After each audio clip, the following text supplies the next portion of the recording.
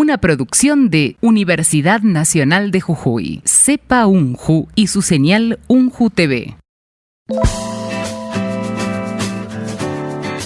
Bienvenidos a la universidad, bienvenidos a Somos UNJU.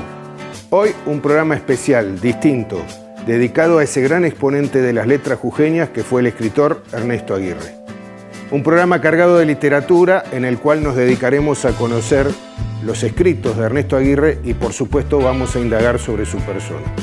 Bienvenidos a la Universidad Nacional de Jujuy. Nos presentamos.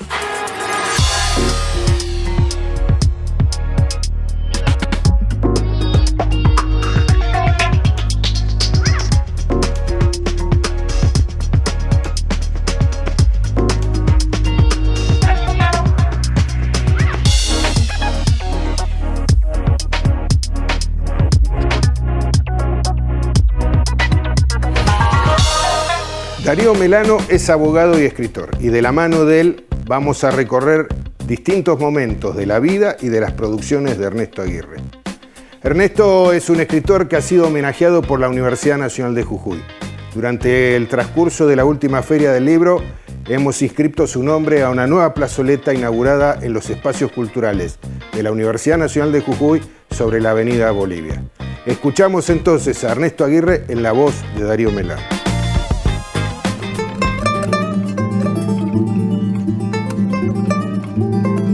Yo creo que Ernesto, una de las cosas que lo hace en un escritor, digamos, distinto, que ha marcado mucho camino en la literatura jujeña, ha sido que su voz, su estilo, tiene originalidad, tiene autenticidad. Él, digamos, uno puede leer un texto sin saber que está leyendo de Ernesto Aguirre y reconoce esa voz, reconoce ese tono, ese estilo, esa manera de abordar los temas. Eso es un logro que no es fácil para cualquier escritor. Incluso hay grandes escritores que no consiguen eso. Son muy pocos los escritores que consiguen que su voz sea sumamente personal, digamos, ¿no? En Jujuy tenemos casos notables de eso, como Tizón, el mismo Gropa, digamos, pero Ernesto consigue eso. Y ya en su obra de formación, que son esas dos primeras obras, están esos elementos típicos de él, ¿no? Después ya explota, digamos, en Café de la Luz, ¿no? Donde ese estilo, esa técnica está para mí totalmente ya depurada, digamos, y es una obra que implosiona la literatura jujeña, digamos, ¿no? Que no es que sea mejor ni peor que lo que era la obra poética de los grandes autores de las generaciones que lo preceden, digamos, pero sí es algo distinto, es algo que es muy reconocido, es una obra que es muy reconocida no solo aquí en Jujuy, sino también en Salta y en otras partes del país, y están esos elementos ya muy definidos de su obra, ¿no? Él desarrolló la mayor parte de su obra, porque después viene una última etapa donde explora, digamos, en la prosa poética, en la narrativa con incorporación de elementos poéticos, digamos, pero durante la mayor parte de su vida como escritor, él desarrolló esos poemas breves, característicos de él, digamos, en donde desarrolla una gran capacidad de observación. Él tiene un don natural. Para mí eso es algo que no se aprende, digamos, es algo que le viene a él incorporado. Él tenía un don natural de observar las cosas de un modo distinto que no lo veían los demás, digamos, ¿no? Y eso le salía a él natural, es decir, vos hablabas con él y te decía cosas, digamos, sobre cuestiones, sobre lecturas o sobre situaciones que vos habías visto, pero él le daba una vuelta de tuerca a esa mirada, digamos, ¿no? Y eso es lo que explora él en sus poemas breves, digamos, ¿no? Le gustaba mucho la poesía japonesa por el estilo, por la temática también, está muy presente la naturaleza en su obra, ¿no? Muy presente a lo largo de toda su obra, está muy presente la naturaleza, la montaña, el río, y también por la sencillez a la hora de comunicar, digamos, ¿no? Hay un autor que él lo admiraba mucho, que es Jacques Prévert. Tanto lo admiraba que, por ejemplo, su primera obra hay un poema dedicado a él, y una de sus últimas obras está también presente en la poesía. Jacques Prévert lo cita, ¿no? Y Jacques Prévert tenía ese estilo, digamos, ¿no? Ese estilo de recurrir al lenguaje sencillo para comunicar a veces cosas que son muy profundas. A él le gustaba, dentro de la obra de Jacques Prévert, le gustaba mucho un poema que se llama Desayuno, que te lo mostraba y te decía, mirá, ¿cuántos adjetivos tiene ese poema? No tenía ninguno, digamos, ¿no? Era un poema de una página muy breve que describía una situación dramática para la persona que lo estaba viviendo, y en muy pocas palabras te lograba comunicar esa emoción, ese sentimiento que tenía el personaje del poema, que es una mujer que lo ve irse a su marido después de desayunar sin dirigirle la palabra, y es una imagen el poema sin utilizar un solo adjetivo, digamos, ¿no? Él lo mencionaba mucho a ese poema como un ejemplo, como un modelo de lo sencilla que podía ser la poesía. Walter Adet, que hace un comentario fue un gran escritor, un gran poeta, hace un comentario cuando sale Café de la Luz y dice que Café de la Luz tiene poemas muy logrados y que hay en el libro una engañosa levedad, dice él, ¿no? Es decir, esto que hablábamos recién, digamos, son poemas breves, cortitos, que parecieran como un apunte que alguien hizo, ¿no? Y detrás de ese poema hay un trabajo muy logrado del poeta para comunicar algo profundo, pero de una manera sencilla y breve. Hay dos poemas que me gustan de ese libro, Café de la Luz. Llegan voces de hierbas frescas y nosotros aquí, tan juntos, celebrando el oficio de los cuerpos desnudos. Hay otro también que se refiere al mismo tema, que es el siguiente: que las fanfarrias de las sábanas toquen a triunfo, estamos trabajando. Hacer el amor es sonreír a galope tendido.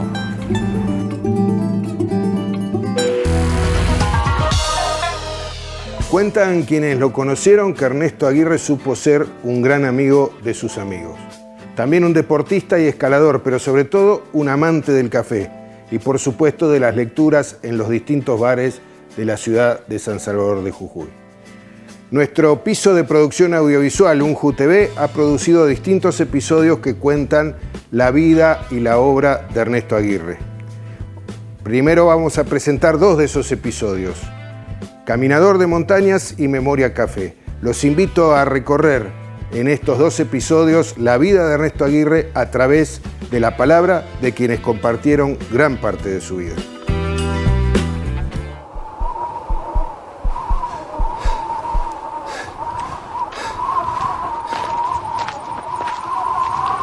Con Ernesto teníamos muchas cosas en común. El gusto por la música, la misma visión política del contexto en ese momento, o similar visión política, y fundamentalmente el amor por la montaña.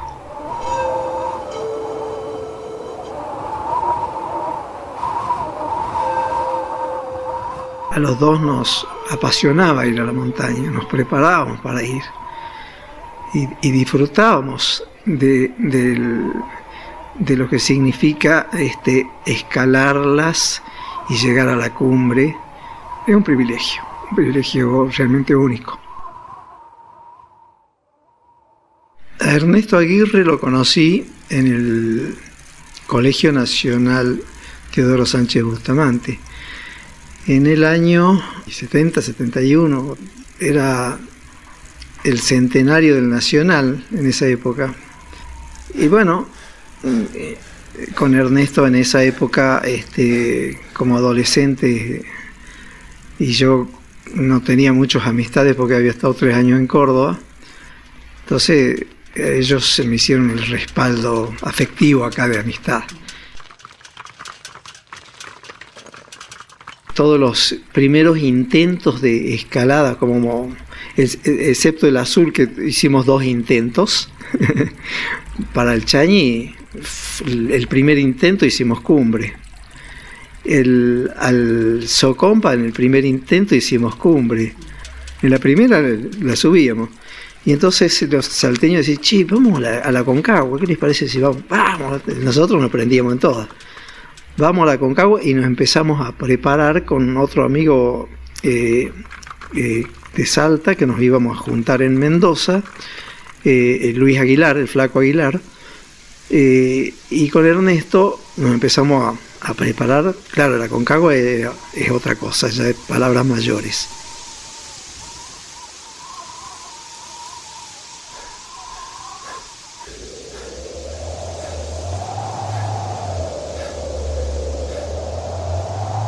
Se nos ocurrió la loca idea de armar una ida, combinar nuestras 2 pasiones, que era la bicicleta y la montaña. Entonces armamos una expedición, esta vez con apoyo de también el fallecido Pablo Teruel, que era muy buen fotógrafo, el encargado de registrar la experiencia y de manejar el vehículo de apoyo. El plan era ir desde Purmamarca en 2 etapas hasta un campamento que se llama Casa Mocha, ahí en el Chañi, por el lado del Moreno. En 2 etapas, digamos, porque el primer día llegamos hasta el Moreno y el segundo día hasta Casa Mocha. Y dejamos las bicicletas en Casa Mocha e ir a hacer la cumbre en el Chañi, y eso se hizo. Y nosotros decíamos con Ernesto, no, nosotros somos caminadores de la montaña, no somos escaladores, somos caminadores. Disfrutamos caminando la montaña.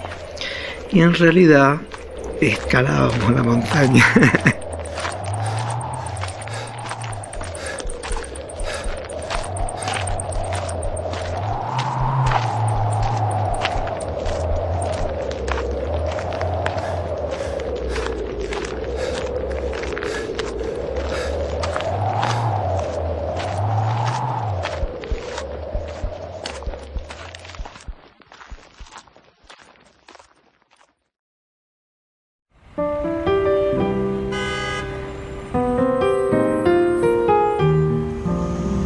Nos veíamos muy frecuentemente, 1 vez por semana seguro, 2 era también normal. Y esas reuniones generalmente eran también en un lugar prefijado de la ciudad, ¿no? El Café Mayans, famoso, Salta y La Madrid. Pero yo no era el único que frecuentaba a Ernesto en ese bar. Tenía como una especie de club de admiradores, ¿no? Era increíble porque, bueno, la mesa donde estaba Ernesto generalmente estaba rodeada de artículos varios de lectura. Un diario, una pila de libros, folletitos, en fin. Esas jornadas también en el Café Mayans eran, bueno, muy curiosas, ¿no? Y a partir de esas charlas y de esos encuentros terminamos de redondear la amistad que había comenzado más fervientemente con el perro flauta.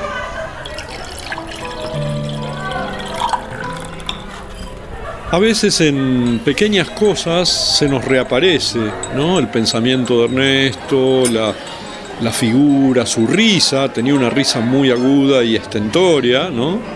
Un graznido casi de pájaro era su risa, pero distinguible a la distancia. Y a mí por lo menos se me aparece esa figura, ese recuerdo, en aromas, ¿no? Por ejemplo, el café, inevitable. El recuerdo de Ernesto para mí tiene que ver con el aroma, ese aroma profundo y transferible de un café recién molido. Claro, ahí en Mayans siempre estaban moliendo café y ese aroma envolvía toda esa esquina y era fantástico llegar, porque cuando uno olía ese aroma ya sabía que algo interesante podía ocurrir con Ernesto, con cualquiera de los interlocutores que estén allí, ¿no? Y ese aroma de café me remite aún hoy, pasado tantos años, al recuerdo de Ernesto, pero de una manera muy vívida, muy cercana, ¿no? Y también el aroma o el olor que tienen los libros guardados. Nos solíamos prestar libros con Ernesto. Él tenía una biblioteca que no la mostraba mucho y ese lugar tenía un aroma. Cuando guardás unos libros mucho tiempo, así apiladitos, apretados, como que, no sé, generan un aroma que al abrirlos es como que uno abre una cajita, como una cajita musical, pero en este caso es una cajita de aromas. Y ahora que lo pienso, con Ernesto también había otro aroma, así, el del cigarrillo negro. Él fumaba cigarrillos negros y ese aroma a cigarrillo negro también me remite a él. Y palabras, ¿no? Frases, como esta palabra extraordinario, que solía decir Ernesto con mucha frecuencia.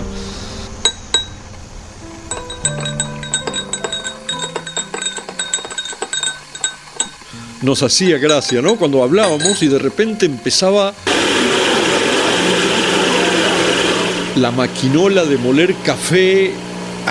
Parecía como un serrucho montañero que estaba cortando lonjas de araucarias y nosotros charlando sobre, no sé, la poética de Néstor Gropa. Ese era otro tema que a Ernesto también le encantaba, ¿no? El tema de la madera, el tema de esos olores salvajes, el olor a la madera cortada, a la leña en el fuego. ¿Y cómo será, no? Que tiene que ver con la madera que el árbol añoso en Purmamarca, el algarrobo histórico que todos dicen, ¿no? Tiene al pie un cartel con una especie de poema, de haiku, de reflexión de Ernesto Aguirre, ¿no?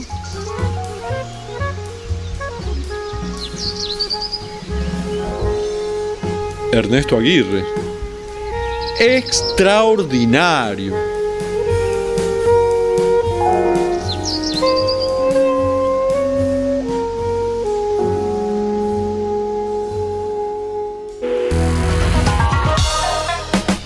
En Somos Unju vamos a la pausa. Después los espero para seguir recorriendo la vida del escritor Ernesto Aguirre.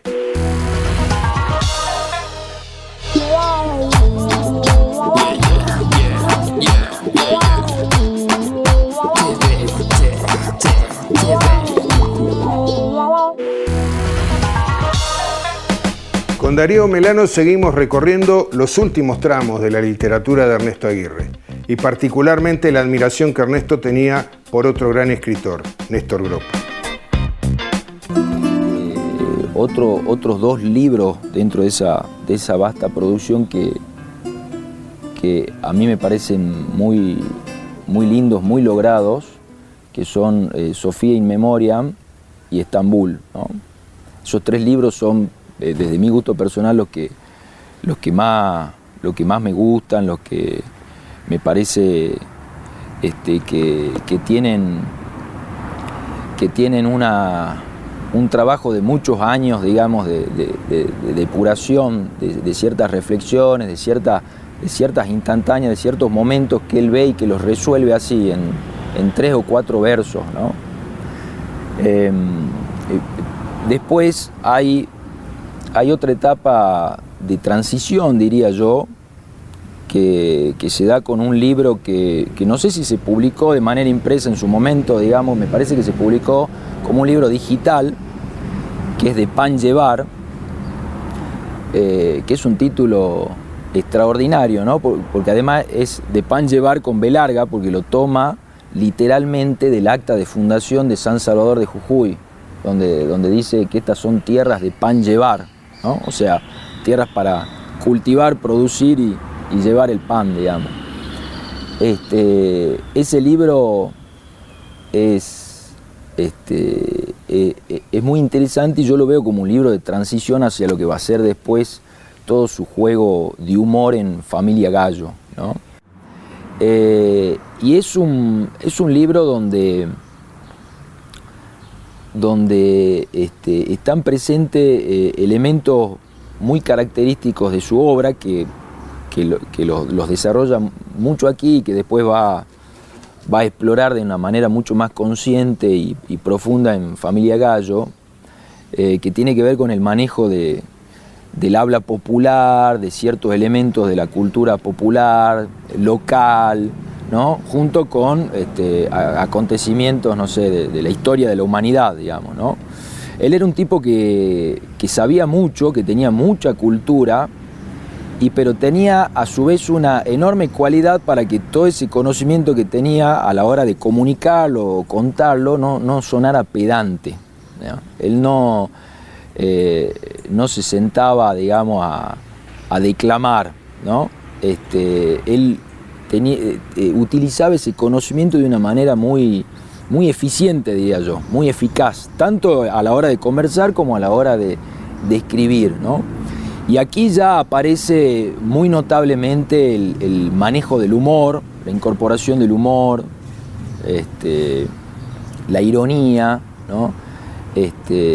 La imaginación, ¿no? Para tomar ciertas noticias, no sé, del diario local y darle una vuelta de tuerca y a partir de ahí jugar.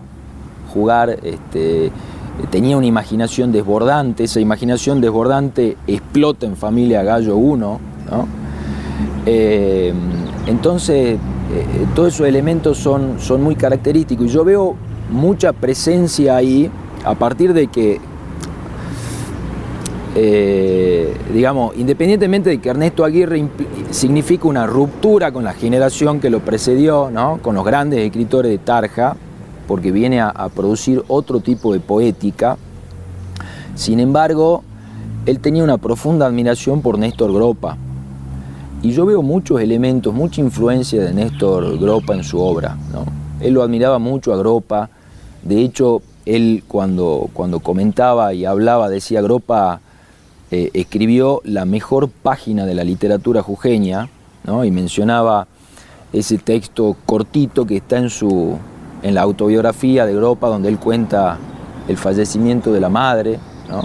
La madre y te la contaba él a la historia, ¿no? La madre acababa de servirle la sopa a sus hijos, Gropa era pequeñito, terminó de servir la mesa, llamó a la mesa y se descompensó, ¿no? Y ya en la cama, la llevan a la cama y tendida en la cama, con el último aliento le dice a su hijo: anda a tomar la sopa que se te va a enfriar, ¿no?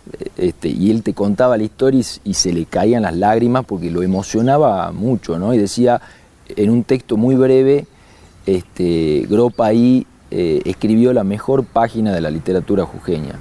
Y hay muchos elementos de Gropa en su obra, indudablemente, y se ven mucho más claro en su última obra, ¿no? De Pan Llevar y la Familia Gallo, donde utiliza esa enorme capacidad de observación que tenía él, que era un don natural realmente, para tomar hechos de la vida diaria y convertirlo en poesía.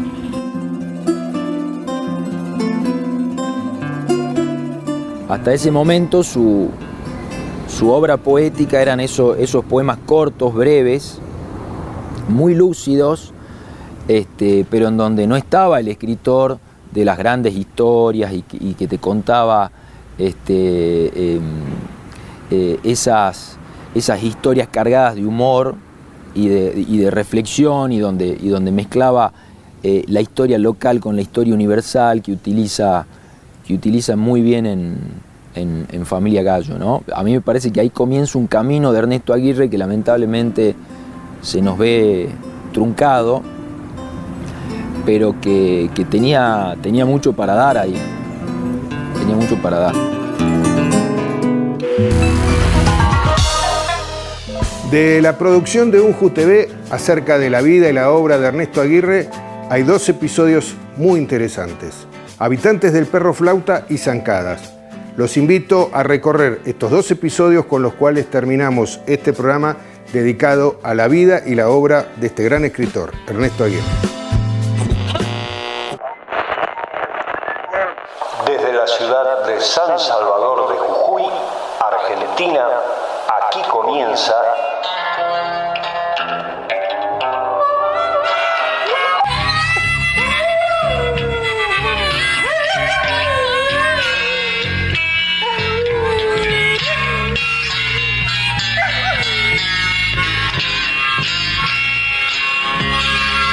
El Perro Flauta.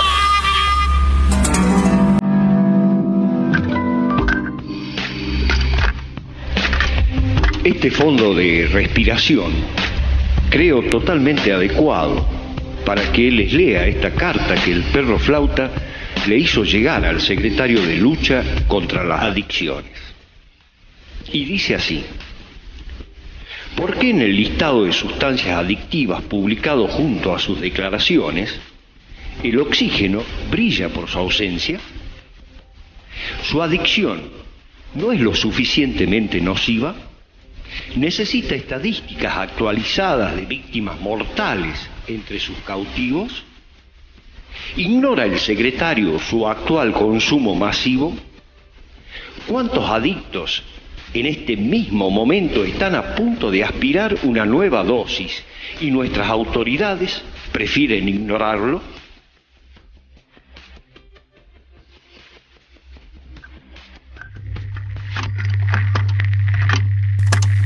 Yo le explico a mi hija que ese cielo nublado de nubes oscuras son nubes cargadas de lluvia, de agua. Y en ese momento, ¿no es cierto?, escuchamos que pasa un avión que no vemos, porque pasa por arriba de las nubes. Y mi hija dice, escucha un barco. Pero claro, es lógica pura si yo le acabo de decir que era agua, ¿no es cierto? Eso es lo que, digamos, quise destacar, ¿no?, en esta serie de anécdotas de mi hija. Cuando era niña. Cuando era niña, porque también lo aclaro, ¿no?, que a pesar del bonsái, de haberle recortado uñas, cabellos, creció. Es como que uno, como jujeño, lo tiene a Gropa como alguien que está como un dedo que te va señalando. Mira, ¿no? Mira lo que hay ahí. O sea, es un dedo mucho más útil que el de San Martín. Y así termina El Perro Flauta.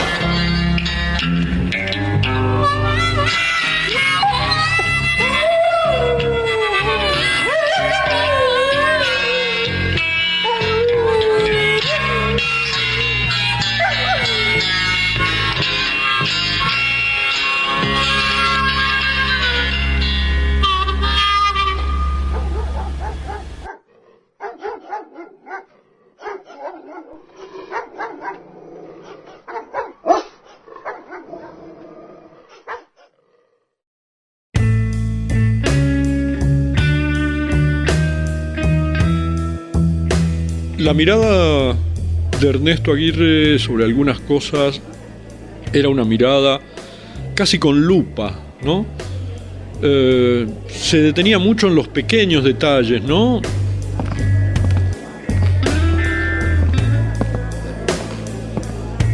Un tic, un aroma, un sonido, un estruendo. Y su mirada, tanto como su vida, en cierta medida, era poética porque la capacidad de asombro ante lo nimio, ante lo pequeño, era muy fácil de detectar. Y eso yo creo que lo trasladó a su obra, ¿no? En la cotidianidad también se manifestaba porque, bueno, a veces se lo podía ver caminando con la mirada así perdida, ¿no? Pero que no estaba perdida en sí la mirada esa, sino que estaba fija en algo que nosotros no podíamos ver o que nos iba a ser dificultoso ver. También manifestaba al andar, ya sea, me acuerdo, le gustaba mucho los lugares abiertos, plazas, parques. Bueno, la mirada hacia los árboles, por ejemplo. A veces caminaba sobre el césped de una plaza, yo me acuerdo con mucha delicadeza lo hacía, como tratando de no molestar al medio, al entorno.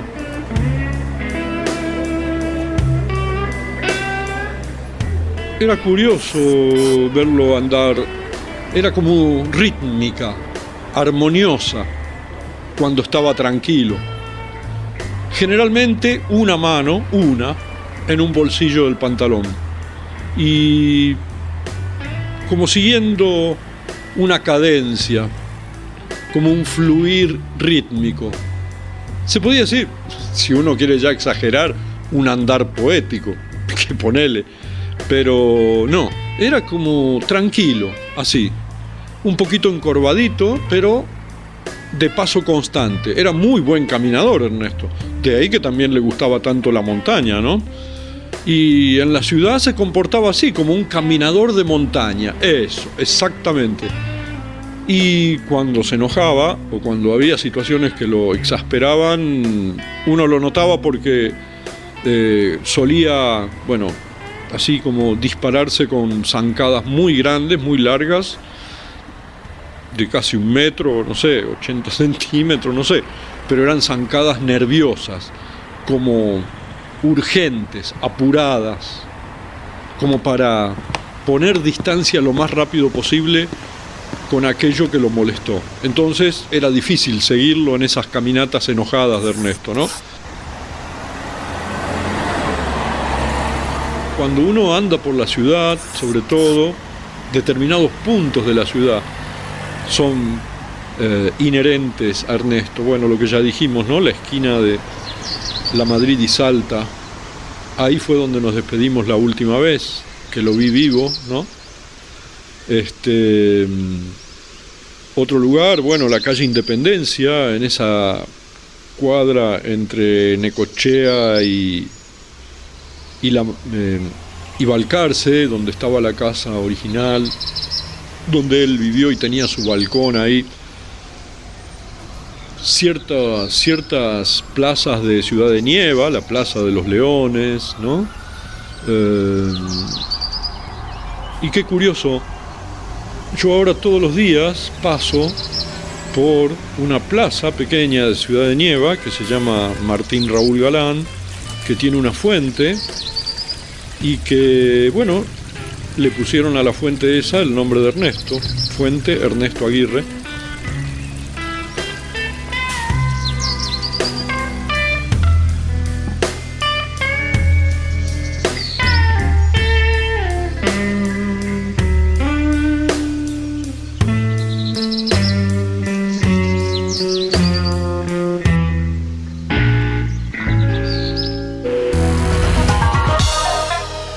La literatura jujeña, de la cual nos hemos ocupado en programas anteriores, tiene una importancia regional y nacional de trascendencia. Uno de los fines de la universidad, por supuesto, es promover la literatura local y particularmente el libro, que es un factor esencial. Ediunju, nuestra editorial, publica periódicamente obras de autores consagrados de las letras jujeñas y, por supuesto, de nuevos y nuevas exponentes que surgen cada día. Este ha sido nuestro programa de Somos Unju y los espero la próxima semana.